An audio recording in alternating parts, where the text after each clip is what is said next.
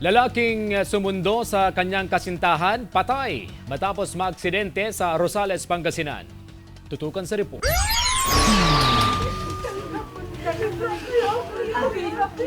Labis na naghihinagpi sa mga kaanak ng 25 anyos sa si Jonathan Gomez matapos itong masawi sa aksidente sa Barangay Tumana West, Rosales, Pangasinan. Pauwi na raw sanang biktima ng sumemplang ang minamaneho nitong motorsiklo sa bahagi ng bypass road. Nagpumilit umano si Gomez sa sunduin ng kanyang kasintahan kahit siya'y nakainom. Noong nakita ko po na hindi na kumukuhan yung dibdib niya, tinignan ko po yung tama niya dito po sa akwa na halos lumabas na yung mata ng anak ko.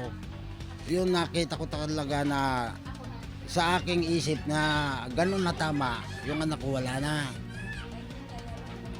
Kinuha ko po siya, kinarga. Sabi ko, anak, bakit nandito ka? Naabutan ng otoridad na nakahandusay at wala ng buhay ang biktima. Ayon sa pulisya, mabilis ang patakbo ng biktima kaya ito sumemplang. Wala ring suot na helmet ang biktima kaya napuruhan ang ulo nito. Yung lalaki, dead on the spot na talaga.